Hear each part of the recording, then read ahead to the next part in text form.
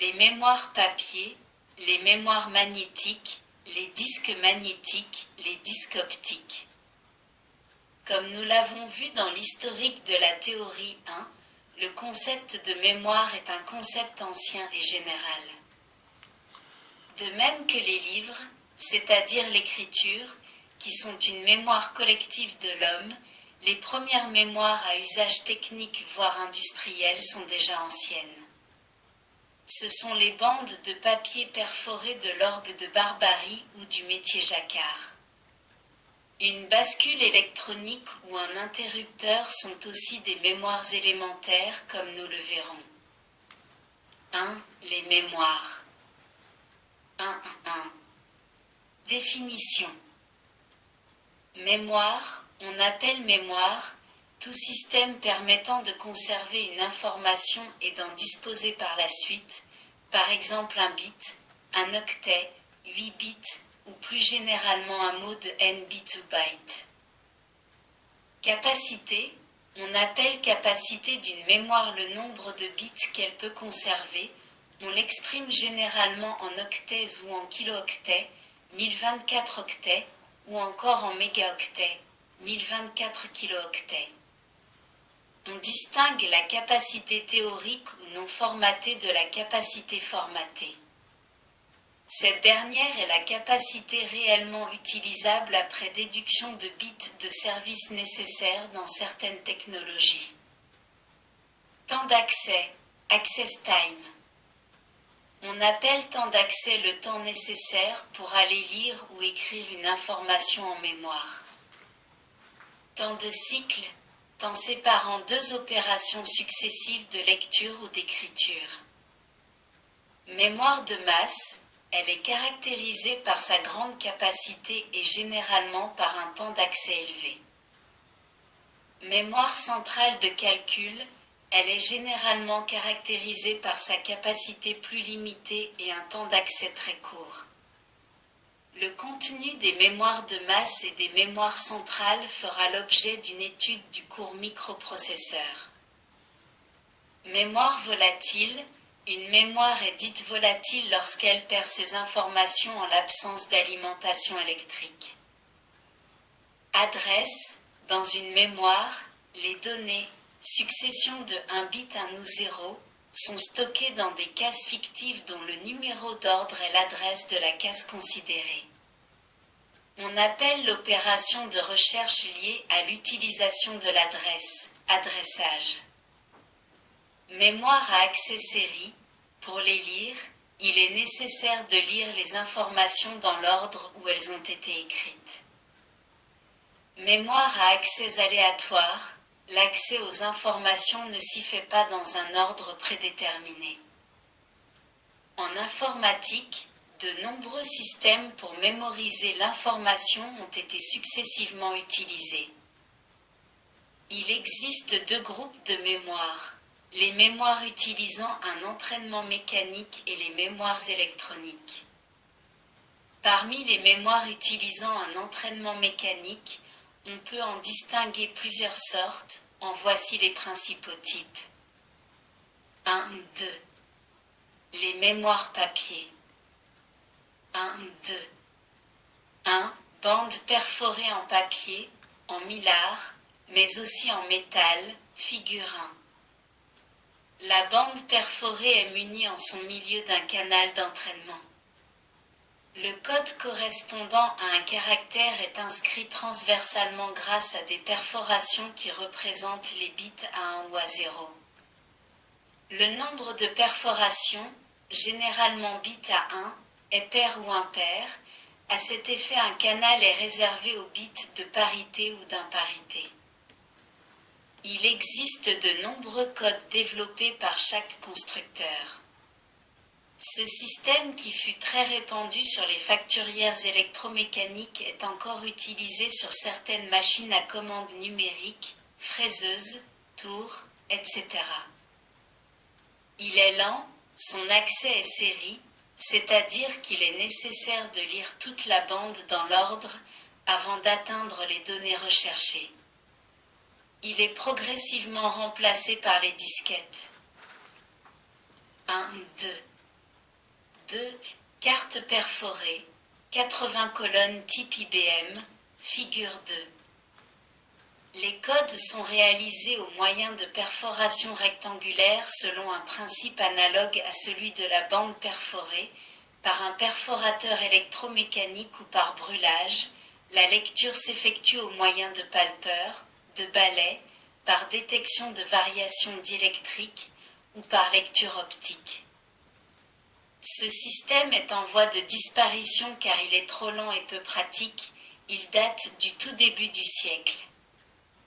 Ce système, comme le précédent, ne permet qu'une seule écriture, il n'est pas question de reboucher les trous. 1.3. Les mémoires magnétiques. 1.3. 1. Les bandes magnétiques à codage numérique. Sur ces bandes magnétiques, on écrit l'information sous forme de 1 et de 0. A. Bande magnétique. La bande magnétique est constituée d'un support plastique en mylar recouvert d'oxyde de fer ou de chrome en fines particules agglomérées avec un liant. Elle peut être conditionnée en bande, en vrac ou en cassette. B. Principe de l'écriture. Sur la bande, le champ magnétique produit par l'électroaimant dans l'entrefer permet d'orienter les particules d'oxyde qui conservent après l'arrêt de l'excitation un champ rémanent, figure 3. Ces champs rémanents peuvent à l'inverse être transformés en impulsions électriques, c'est ce qui se passe à la lecture. Il existe différents codes d'écriture.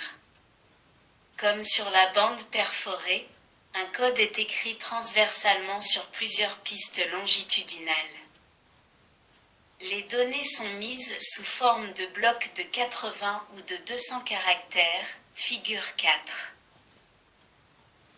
Afin de détecter les erreurs d'écriture et de lecture, on utilise un bit de parité ou d'imparité qui donne la parité transversale, ainsi que 2 caractères supplémentaires appelés LRCC, l'entre-redundancy character check, en français, caractère de contrôle de parité longitudinale et CRCC, cyclic redundancy character check, en français, caractère de contrôle de redondance cyclique.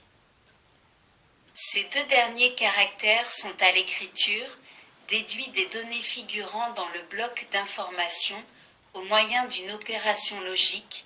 En faisant à la lecture l'opération inverse, on peut savoir si le bloc d'information a bien été écrit correctement sur la bande. 1.3. 2.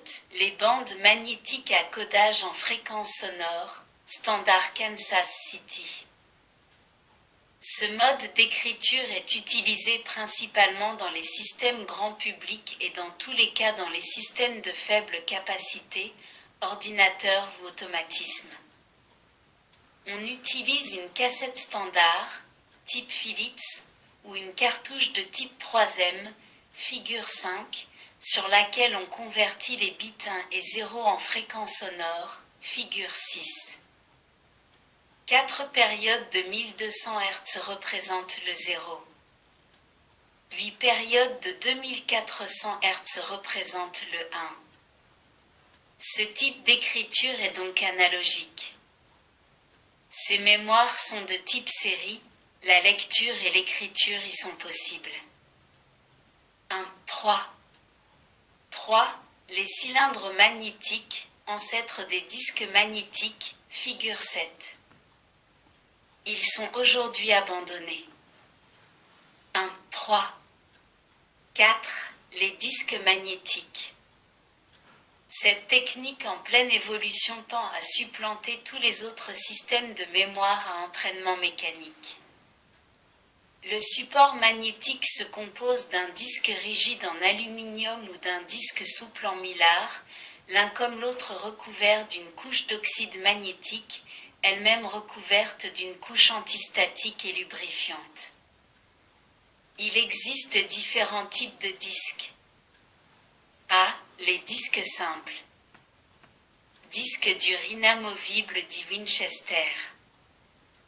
Disque à tête fixe, ils sont rapides mais très coûteux et aujourd'hui abandonnés, figure 8. Disque dur à tête mobile simple face, figure 9. Disque souple ou disquette dit, floppy disk, de diamètre 8 pouces, 5 pouces 1 quart, 3 pouces 1 demi, figure 10. B. Les disques multiples ou empilage de disques encore appelés 10 packs, figure 11. On appelle 10 packs un ensemble de plusieurs disques durs reliés par leur centre. Comme pour les disquettes, il existe plusieurs diamètres de disques, 14 pouces, 8 pouces, 5 pouces, 3 pouces. Nota, 1 pouce, mesure anglaise, égale 2,54 cm. 1, 3. 5. Organisation d'un disque magnétique, figure 12. L'organisation générale est commune à tous les disques. Un disque comprend des pistes concentriques divisées en secteurs comme représenté figure 12. Sur chaque segment ainsi déterminé, on peut écrire un certain nombre d'octets, en général 128 à 256. Chaque segment est caractérisé par une adresse comprenant le numéro de la piste et celui du secteur ainsi que dans le cas de disques double face ou de disques multiples, le numéro de la face utilisée. Pour aller lire sur le disque, il sera donc nécessaire de déplacer la tête de lecture pour la positionner sur le secteur et la piste choisie. On dira qu'on adresse le système. Le déplacement de la tête de lecture est commandé au moyen d'un mécanisme approprié. Reportez-vous aux figures 9 et 10.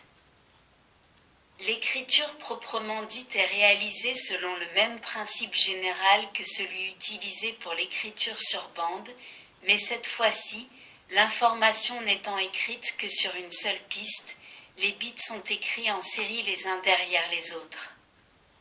Il existe également un caractère de contrôle analogue au CRCC. La figure 13 permet de comparer les caractéristiques de différents types de mémoire de masse. Fig. 13. Différents types de mémoire informatique à entraînement mécanique. Support. Capacité type, octet. Temps d'accès moyen en secondes. Carte perforée, 80 colonnes à 600 cartes MN. 80. 150. Bande perforée. 120K. 500. Carte magnétique. 5000. 10. Cassette magnétique. 300K. 10 à 100. Mini-cassette. 64K. 20 à 150. Disquette, un face, simple densité. 300K. 0,45. Mini-disquette. 100K. 0,8. Cartouche magnétique. 2M. 20 à 60. Mini-cartouche. 270K. 15.